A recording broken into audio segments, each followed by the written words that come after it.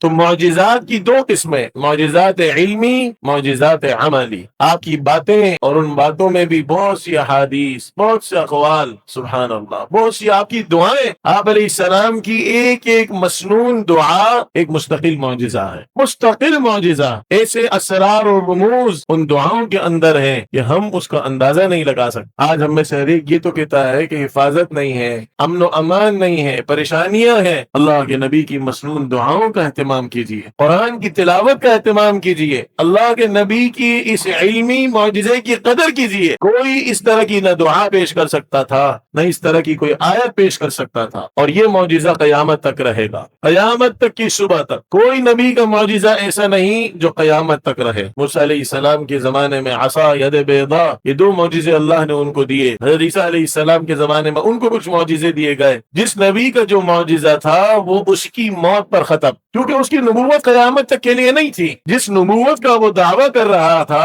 وہ قیامت تک کے لیے نہیں کر رہا تھا کہ اسے دلیل بھی قیامت تک کے لیے دینے کی ضرورت پڑے۔ اس کا ایک زمانہ تھا، اس کی ایک قوم تھی، اسی اعتبار سے وہ اپنے معجزات پیش کیا کرتے تھے۔ ہمارے نبی حضرت محمد الرسول اللہ صلی اللہ علیہ وسلم کے خاص کر یہ چند معجزے ایسے ہیں، چونکہ دعوی نبوت آپ نے قیامت تک کے لیے فرمایا، داعیا الی اللہ باذنہ، جو آپ ہیں وہ کافۃ للناس ہے، تمام انسانیت کے لیے بشیرا و نذیرا بنا کر اللہ نے آپ کو بھیجا۔ تو دلیل بھی معجزات کی ایسی آپ نے بیان فرمائی جو قیامت تک کے لیے، قرآن کی صورت میں آپ کے علمی معجزے قیامت تک کے لیے، آپ نے جو خبریں دی، ایسا ہو جائے گا، ایسا ہو جائے گا، ایسا ہو جائے گا۔ الملاحم والفتن ایک بہت بڑا باب ہے، قیامت تک کتنی جنگیں ہوں گی، کتنے فتنے ہوں گے، کتنے فرقے ہوں گے، یہ آپ نے سب کچھ بیان کر دیا۔ یہ آپ کے علمی معجزے تھے۔ اس کا یہ مطلب نہیں کہ آپ عالم الغیب تھے، اللہ نے ان باتوں کا علم آپ کو دیا، آپ نے امت کو بیان کر دیا۔ علم غیب عطائی جو اللہ عطا کرے